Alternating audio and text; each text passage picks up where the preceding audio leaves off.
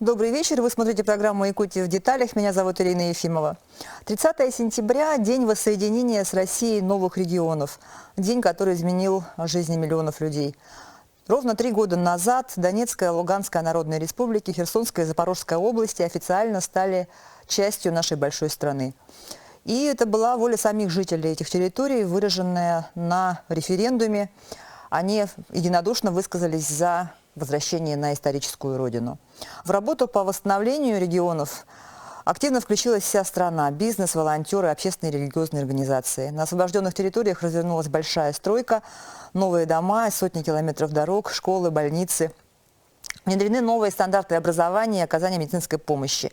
О том, какой вклад в дело восстановления новых регионов внесла наша республика, поговорим с гостями нашей студии. Добрый вечер всем. Я предлагаю начать наш разговор вот с тех событий 22 года, когда начались первые шаги, да, по восстановлению сначала Донбасса и Новороссии. Наша республика с первых дней активно включилась в эту деятельность. Что было приоритетом, с чего все начиналось? Да, можно я расскажу, так как я состоял в группе нашего региона, получается. От Дальнего Востока почти все регионы были задействованы как подшефные над различными населенными пунктами, городами Донбасса. Вот. И Республике Саха-Якутия достался город Кировская. Это ДНР, недалеко от Донецка. Надо понимать, что 22 год наша группа, возглавляемая Андреем Сандоминовичем Федотовым, мы приехали, получается, на Донбасс, сразу нашли контакт с администрацией города, показали, какие у них проблемы. Дело в том, что в 2014-2015 годах их сильно обстреляли, украинская сторона, и такие ремонтно-восстановительные работы не были осуществлены. Вот, получается, перед нашей группой состоялась задача отремонтировать в первый год, в 2022 году, около 40 объектов. Это были и детские сады, и школы, больницы, где кровлю, где окна поменять. Также у нас от нашего региона осуществлялась колоссальная помощь и в медикаментах, в гуманитарной помощи. И также наша республика помогала детям Донбасса выезжать в летние лагеря Краснодарского края и тому подобное. Вот. Вся процедура, получается, по восстановлению у нас проходила с мая 22-го, как сейчас помню, да, и практически до октября 22 года. Выехали, получается, обширная группа, и ГУБ-ЖКХ, и Минстрой, и практически все министерства присоединялись. Убывали в командировку специалисты СГЗ для осуществления ремонтно-восстановительных работ. Поэтому такое мероприятие, получается, у нас было в городе Кировском, и вот сейчас, по крайней мере, в городе Докучаевск сейчас у нас проходят ремонтно-восстановительные работы. По 2022 году, когда я стоял в группе восстановления, хочу сказать, что наша республика справилась отлично. Все объекты были восстановлены, отремонтированы. Даже были предоставлены определенные, другое ТМЦ, это касаемо мебели, допустим, либо новых игрушек и новых каких-то требуемых, необходимых предметов в дошкольные учреждения, либо в школьные учреждения. Поэтому и администрация довольна. И главное, самое главное, что довольны жители Донбасса, то, что Якутия пришла и наконец-то восстановила их город Кировская. Мы тогда, примерно 3 года назад, как раз делали выпуск, и вы там подключались оттуда. Да. Я помню, да, кстати. После референдума как раз. Давайте вспомним, это какая было в школе, в школе в городе Кировская. Какая была реакция у людей? Там вообще очереди стояли, как сейчас помню, да, там очереди стояли, и все очень рады были, что они присоединяются к России. И я там, по-моему, озвучил цифру, да, 99,5% проголосовали за присоединение к Российской Федерации. Там был праздник, вообще прямо такое праздничное настроение. Все знают, где находится Якутия с этих пор, когда мы начали работу непосредственно в Кировском. Все очень благодарили. Мы тоже мы-то давно, уже 400 лет, да, с Россией. Поэтому для нас как-то необычно все. Поэтому тоже поздравляли наших братьев. С первых же дней был создан волонтерский штаб, который взял на себя большую гуманитарную миссию. Я знаю, что вы, Вера Петровна, почти сразу туда тоже поехали. Как там дела обстояли? Как раз 11 ноября 2022 года получается, мы приехали в Ростов, и как раз вот первый этот сотрудник опорного пункта приехали, и как раз поехали в Кировское. Вот. И, конечно же, там начались такие работы не только строительные, восстановительные, но и большая работа была проведена с населением. Да? И, конечно же, там наши врачи, первые, вот, которые туда приехали, для них это была очень большая помощь. Вот.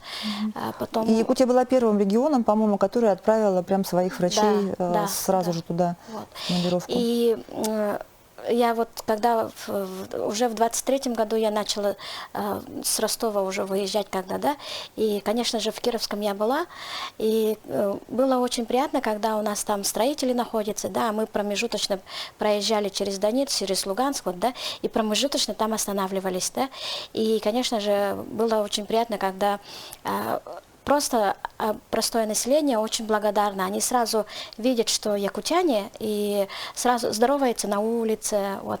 Дети всегда такие приветливые. Да? И, конечно же, в 23-м году еще такой огромной радостью для них было, когда компьютерный класс открыли. Вот, да? И в конце, когда уже все завершилось, очень такое хорошее такое мероприятие было, это установление СРГ. Вот. Именно в парке, в котором восстановили наши якутяне, там установлена СРГ, и вот сейчас до сих пор, вот кто выезжает там в Кировское, вот когда мимо проезжаем, обязательно заезжаем в СРГ, и вот обязательно там все равно вот, ну, мимо не проезжаем, получается. То есть какой-то кусочек Якутии там кусочек есть, Якутии да, там есть. Вот. Но потом в 23-м году уже, получается, нашей республике доверили уже Докучаевск город. И сейчас, конечно, город Докучаевск тоже вот прямо на глазах восстанавливается. И там тоже очень хорошо, что получается, тоже так же, получается, это не только просто строительство, но и социальная сторона тоже всегда рассматривается. И там же, конечно, тоже вот наши врачи, это для них очень важно, когда нету профессиональной вот, как сказать, помощи. Помощь нужна. Вот. И, конечно же, Якутию все знают там именно в этих городах. Очень благодарны нашим строителям, нашим врачам. Ну вот, к слову о врачах, я помню, что, Иван Петрович, вы тоже подключались к нам по прямой связи, оттуда вы поехали с миссией. Добрый вечер, коллеги. Да, действительно, мы стали первой мультидисциплинарной бригадой, которая выехала в город Кировское, наш подшефный регион. Тогда по заявке Кировской городской больницы мы набрали именно тех специалистов, которые в ней нуждались. Ну, в первую очередь, это офтальмологи и также кардиолог, врач УЗИ, рентген-лаборант. Мы тогда запустили у них маммограф, который стоял без дела, и было проведено тогда в первые дни более 300 маммографий. Между прочим, там у 3 женщин было выявлено подозрение на онкопатологию. Это вот говорит о том, что как раз-таки наш приезд позволил на ранних стадиях предупредить развитие этого грозного заболевания. Ну а тот аншлаг, который был произведен офтальмохирургической бригадой, он был связан с тем, что там на протяжении 10 лет не было вот полноценного, постоянного офтальмолога. А уж я уж не говорю. То есть одного даже специалиста не было. Постоянного не было. Это были там временные какие-то приезды, но никто хирургическую помощь там за всю историю этой больницы даже в советское время не оказывал.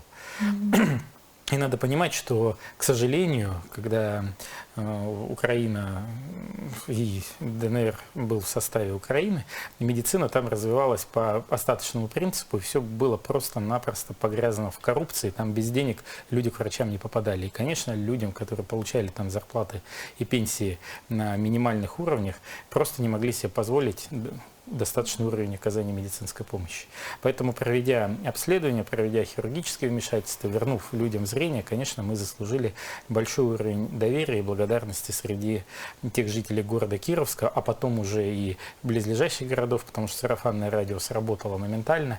И самое главное, это что они могут там не помнить наши имена, там не помнить наши фамилии, кто приезжал, но самое главное, что не помнят, что это приезжали люди из Якутии, и благодарность жителям Якутии, народу Якутии за то, что были направлены специалисты, то, что руководство республики, Асен Сергеевич Николаев принял это решение, и мы помогли людям, оно сблизило нас, потому что все-таки расстояние в 10 тысяч километров приходилось преодолевать, достаточно порой сложновато, там все-таки транспортная схема очень сложная, и самолеты не летают в Ростов, и поездами иногда проблематично добраться. Но мы это сделали, люди очень довольны, и мы не останавливаемся уже на протяжении 3 лет. Вот как раз сегодня исполняется ровно 3 года, как мы приняли решение и туда выезжали. Поэтому вспоминать можно очень много, но самое главное – это теплые слова благодарности жителей. Таких слов благодарности, наверное, вот я за 20 лет своей карьеры врачебной нигде не видел. Это искренние слезы людей, которым мы помогли. Саш, вот ты же был и, получается, в Кировском, и в Докучаевске, видел все своими глазами. Да, и получается, мы как раз в Кировское приехали в ноябре 22-го, получается. Вот первый раз я побывал в Кировском. А мы ехали, не совсем понимая, куда мы едем и что от нас хотят по работе. И как-то вот сразу мы и с Андреем Сандаминовичем включились в работу, пошли какие-то совещания, Причем это не такие совещания, что вот сели там и полдня не совещаются. Сели быстренько, несколько вопросов. Так, вот это. И тут же поехали на объекты проверять. И мы заходим на объект, а там работа вот прям кипит. То есть не видимость работы, да, не какой там одинокий маляр что-то там стоит, там вот как они прям как муравьи бегают что-то. И что мне понравилось, вот в первый приезд, я обратил внимание, очень много там работало именно жителей Кировского. Например, зашли в школу, там красили, шпаклевали. Мы разговариваем, вы откуда? Да, мы местные, мы отсюда. Вот, то есть, помимо всего прочего, у людей еще работа появилась. То есть, люди работали, зарабатывали деньги. И, конечно, про то, что теперь весь Кировское знает, что такое Якутия, конечно, уже сказано 100 раз. Но, знаете, что я хочу сказать? И в Якутии очень многие знают, да, что у нас был Кировское, что у нас есть Докучаевск, потому что я просто маленький пример приведу. Я летом был в Петербурге, разговаривал с питерцами. И что-то я говорю, вот я был в Мариуполе, Мариуполь такой классный отстроили. Они на меня смотрят и не понимают, а почему ты нам рассказываешь про Мариуполь? Я говорю, ребят, вы его устанавливаете. А, да? Да. Мариуполь – подшефный город Санкт-Петербурга. Понятно. А в Якутии как бы все знают, что мы восстанавливали Кировское, что мы восстанавливаем Докучаевск. И вот, может, в том числе и благодаря нам, то, что мы такую хорошую информационную программу проводим, то это очень хорошо. Давайте продолжим после небольшого перерыва. Оставайтесь с нами, не переключайтесь.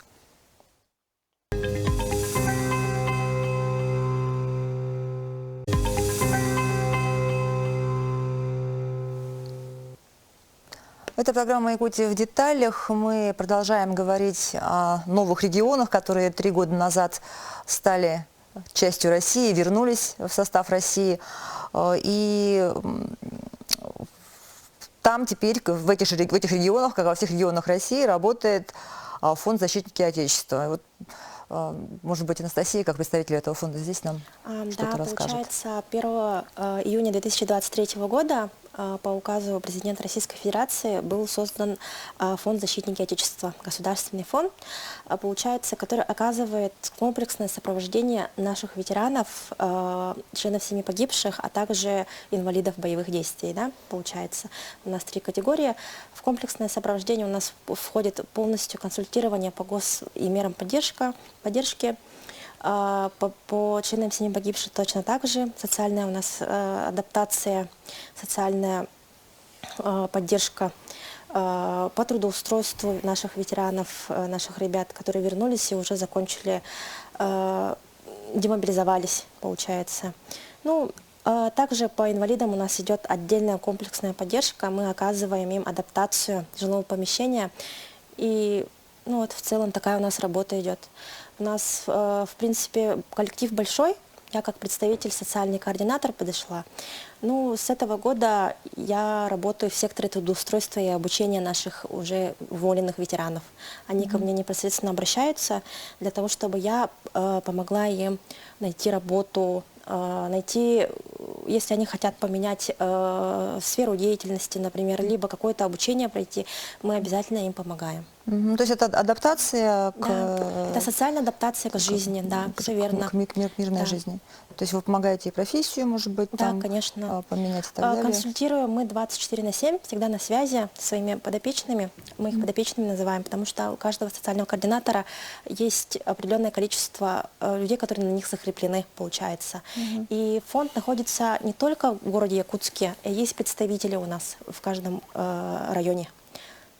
Но вообще вот эта вот работа по обеспечению участников СВО от Якутии, она же тоже же с самого начала велась параллельно с восстановлением территории. Да, вот, наверное, никто лучше Веры Петровны-то не знает.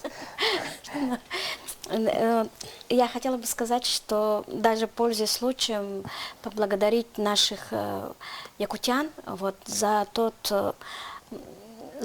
что они всегда участны, да, именно с момента начала специальной военной операции. И в 22 году, в сентябре, когда вышел указ Айсена Сергеевича о создании единого координационного центра, данное учреждение, то есть это данное координационный центр, тогда он стал для нас мостиком между военным миром и гражданским миром, потому что все-таки военный мир, он очень другой, совершенно другой, не такой, как гражданский мир, да, и получается, якутянам очень повезло, что живя в Якутии, мы практически не сталкивались с военным миром. То есть у нас всего лишь там военкомат, это полугражданская структура для них считается, и где-то в Тиксе войсковая часть, да, и ребята у нас в армию уходят. Ну, вот только вот в таком ключе мы знаем, что такое военный, да, а на самом деле военный мир, он настолько полноценный и настолько мощный, и настолько вот такой другой, чем наш, да, и вот для того, чтобы понимать вот это, и вот как раз единый координационный центр, он стал мостиком между вот гражданским миром и военным миром, да, и то, что сейчас работа единого координационного центра продолжается республиканской комиссией «Вместе к победе», она тоже включает в себя очень много направлений, это не только поддержка военнослужащих, то есть не только вот, как сказать, вот строительство там это, да, то есть новые регионы, но именно поддержка военнослужащих в части вот после получения ранения. Потом бывает очень много социальных вопросов, потому что мы же находимся 9000 километров с лишним вот от своей республики, получается, да, и адресная помощь, вот доставка адресных посылок, помощь, организация работы опорных пунктов, вот сейчас опорные пункты, которые вот с 22 года действуют, да, и они работают в Москве, вот в Ростове, в Хабаровск, Владивосток, вот там, где Восточный военный округ. И также то, что на новых территориях, это основной, как Новоазовск получается, да, и вот очень такая большая развернутая работа именно в поддержке, вот, и здесь самое, что интересно, это волонтерская наша деятельность, да? Наша волонтерская деятельность, она непрерывная, она благодаря вот поддержке правительства, она у нас стабильная и структурная, то есть систематизированная. Систематизированная. Многие, конечно же, устали уже, да? Но вот системная работа. Вот, например, мы в Ростове работаем, как я сказала, уже с 11 ноября 2022 года. И вот представьте, что до сегодняшнего дня, как мы в студии стоим, например, да, и с того момента, с 11 ноября, без выходных, без праздничных дней, там находятся волонтеры из Якутии. Это наши психологи, это наши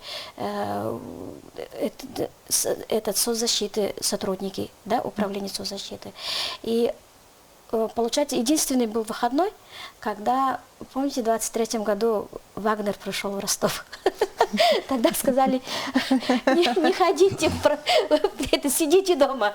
Вот так, да. Вот. И уже настолько вот системно мы работаем, что госпиталь, когда в 25-м году, когда уже новые регионы тоже хотели зайти в госпиталь вместе с нами работать, они сказали, вот, а где вы были в 22-м году? Якутия у нас была в 22-м году, и вот с Якутией мы работаем. Вот такая даже оценка есть, да. Почему я говорю, что вот у нас работа там непростая. Мы в приемном отделении, вот прямо в самих отделениях, вместе с самими военными там работаем, встречаем борты, вот получается, да.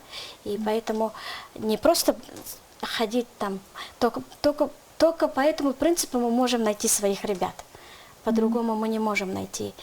Работает только в приемном отделении. А там работа там, ну, такая, которая вот, есть по факту сейчас, вот, например. Я бы еще хотел дополнить то, что у нас наш регион, Республика Саха-Якутия, одной из первых вообще создала такую сетку снабжения наших якутских военных. Это еще, вот, как Вера правильно сказала, еще с ноября 2022 года.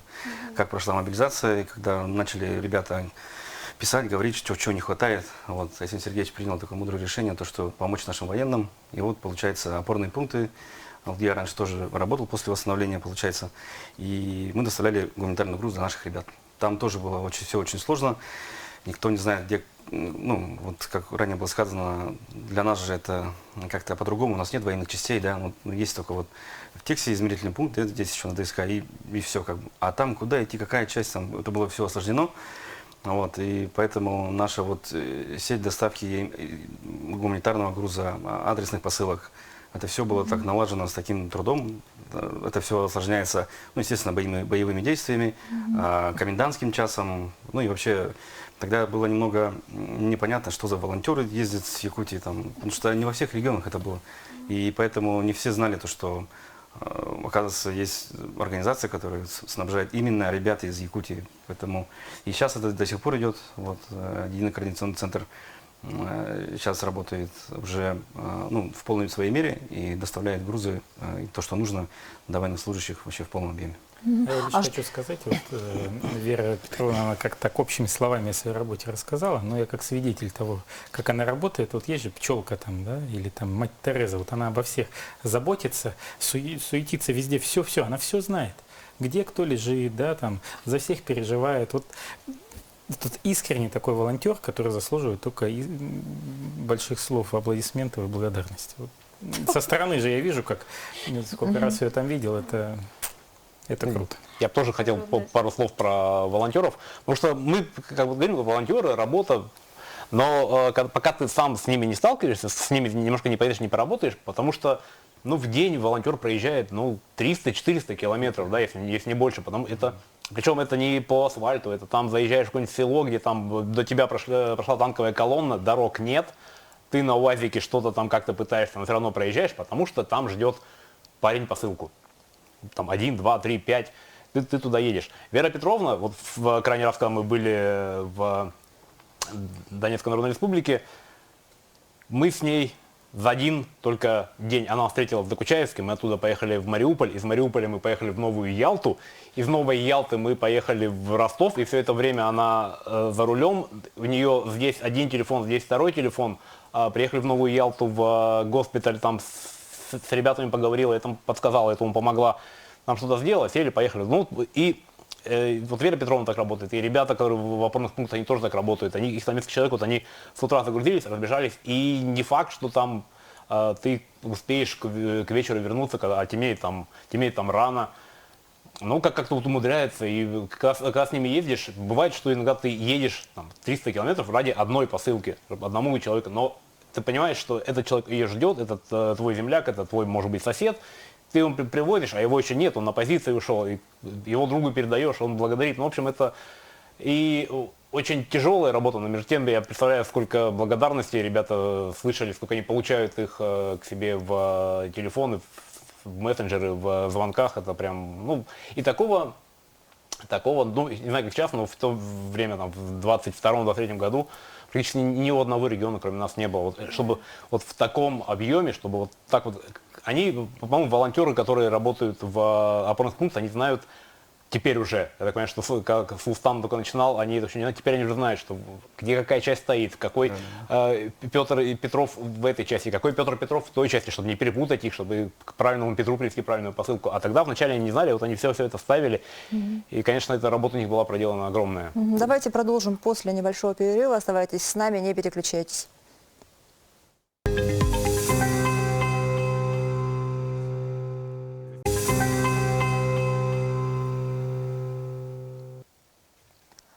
этой программы «Якутия в деталях» мы говорим о новых регионах, о работе Якутии в новых регионах, о работе волонтеров, опорных пунктов. Как перед тем, как уйти на рекламу, говорили о том, как сложно бывает порой доставить посылку правильному бойцу, у которых, может быть, как у нас это принято, одинаковая фамилия, имя. Да, бывает путаница еще и с названием населенных пунктов. Как у нас есть в Якутии несколько барагонцев, да, или там битюн населенных пунктов, и там то же самое. Там этих Любимовка, Федоровка, в разных, в ЛНР, в ДНР, их там по 2 штуки, поэтому... А родственники же не разбираются, где именно находятся, потом боец сам тоже не разбирается, просто где-то в Любимовке где-то, в общем.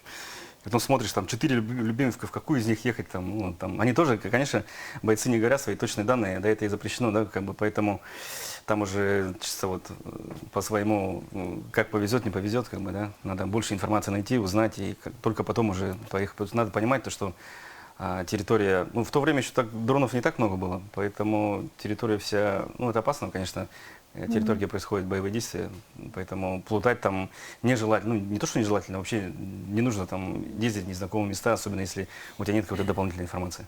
В Кировском за все это время было восстановлено более сотни объектов городской инфраструктуры, восстановлено, отремонтировано. Больница, из которой, да, Иван нас на связь выходил, она тоже изначально была же в каком-то страшном состоянии. Начнем с того, что в нее прилетало несколько раз в больницу. Там все окна повыбивало, когда прилетел снаряд. Окна были восстановлены, лифт, запущен рентген-кабинет силами Якутии. Мы первыми в стране и единственными на данный момент запустили филиал региональной больницы нашей офтальмологической в ДНР, который позволил как раз-таки проводить эти вмешательства. Но я бы тут хотел одну вещь упомянуть. Есть критиканы, которые говорят, зачем это делаем, надо сначала здесь работать, в Якутии. Люди, которые там живут на Донбассе, они неразрывно связаны с историей Якутии, нашим промышленном освоении. К нам приходят люди, которые паспорт открываешь, там написано, родился в Алдане, родился в Тампонском районе, в Чурапчинском районе. Они родились здесь, уехали на Донбасс, по семейным каким-то обстоятельствам. Кто-то восстанавливал у нас промышленность в республике, развивал ее, строил города, Неринги в том числе. И понятно, что наша сейчас задача этим людям помогать. Они заслужили это. Они своей кровью хотят быть с нашей страной, с Россией. И у них действительно, как говорил и Сулустан, и Саша, там проходят боевые действия. Это же не просто так. И понятно, что там и уровень медпомощи, и уровень образования и прочих вещей снижен из-за того, что у них нет возможности развиваться. И они выбрали Россию именно потому, что им здесь комфортнее. И, конечно, мы все должны их поддерживать. И когда такие эгоистические слова я слышу, что лучше все здесь сначала и так далее. Знаете, когда люди по 10-15 лет не могут просто к офтальмологу попасть, а здесь у нас лишние 2-3 дня надо подождать, диссонанс совершенно разный. Мы живем под мирным небом, и у нас здесь условия, хоть и крайнего севера, но совершенно иные, чем там. И почти здесь все, кто присутствуют, были там и реально на своей шкуре ощутили, какие там условия и как людям там приходится жить и трудиться. И поэтому наш священный долг помогать и приближать победу всеми возможными способами, в том числе и гуманитарными миссиями, и поддержкой наших военных и гражданского населения. Я бы еще хотел дополнить, Иван Петрович, был такой короткий случай. Мне звонят мои знакомые с Шахтерска и со Ждановки. Это тоже такие небольшие города, которые находятся возле Кировского.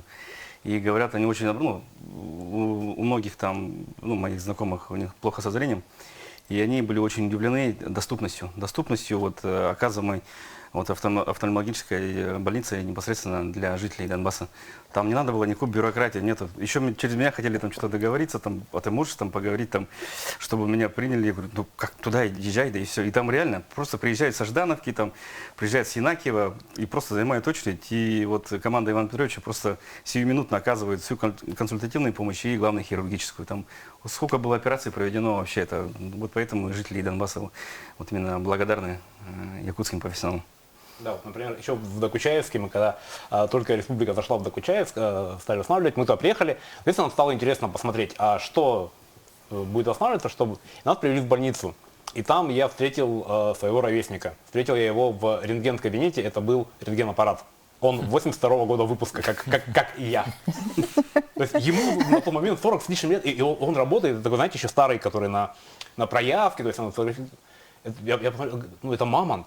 Люди не должны этим пользоваться, а люди этим пользуются. Сейчас, слава богу, у них, по-моему, уже новые поставили, да. Вот и вот в таких условиях живут люди. Люди не должны в таких условиях жить. Люди не должны пользоваться вот этими доисторическими рентгенаппаратами. И наша обязанность их... Это, как вы знаете, нам говорят, вот разберитесь сначала у себя, потом... Но вот ты сидишь у себя дома, у тебя в соседней квартире что-то происходит. Там кого-то бьют. Неужели ты не вмешаешься? Ты вмешаешься. У тебя прорвало трубу, а там кого-то убивают. Ну что важнее, пойти спасти того, кого убивает, или заделать трубу? Мне кажется, сначала надо спасти в соседней квартире, а потом сделать свою трубу. Ну это вот я утрирую, конечно, но мы один народ, мы одна страна. Эти люди присоединились к Российской Федерации. Давайте им поможем. У них этого... Да, у нас были тяжелые времена, у нас были 90-е, у нас были нулевые, но мы как-то выкарабкались, у нас все стало на лыжи, а там с конца 80-х годов ничего не менялось. Вот дополнить про рентген, да? Вот я таких мамонтов у нас в республике не видел, нигде в центральных районных больницах. Вот за все время, их уже давно там в 2000-х уже все списали. Там до сих пор на этом работают. Там МРТ-аппарат один в Донецке стоял на всю республику.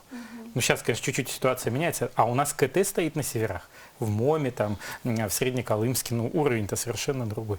И вот просто люди, которые там были, это знают, и мы должны об этом чаще рассказывать, и тогда уже в сравнении понимание будет приходить.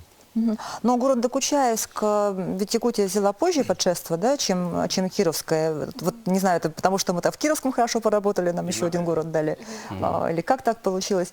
Но вот там из 65 объектов, которые республика восстанавливает, большинство многоквартирные дома. Я так правильно понимаю, что вот в этом там принципиальное стекла. отличие, что Там в основном... жилые дома там пострадали? Да. Ну там в основном вот после прилетов, то есть получается стекла выбивает, и в основном стекла, и плюс еще дороги.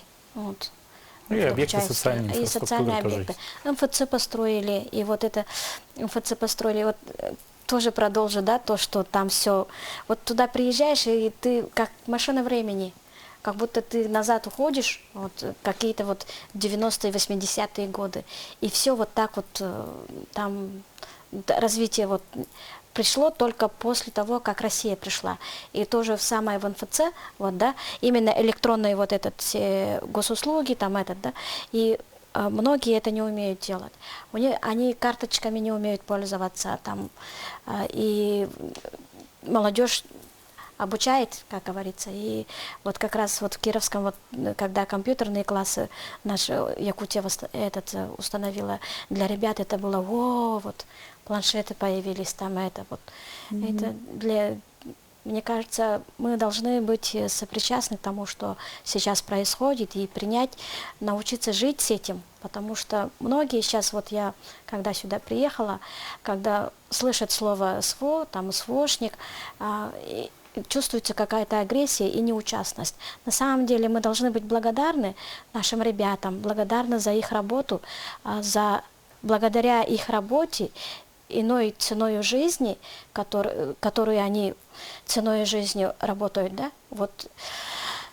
Есть такие моменты, как вот студия, как мирное небо, как вот каждая секунда, которая здесь происходит в мирных городах, да, те же самые праздники, там, дни рождения, юбилеи, что-нибудь там такое. И это все благодаря работе наших ребят, благодаря тому, что они там защищают нас. И вот эта внутренняя благодарность должна появиться в каждом. Ну, вообще мы должны, наверное, говорить о поднятии престижа военнослужащих, да, с момента начала СВО. То есть, вот...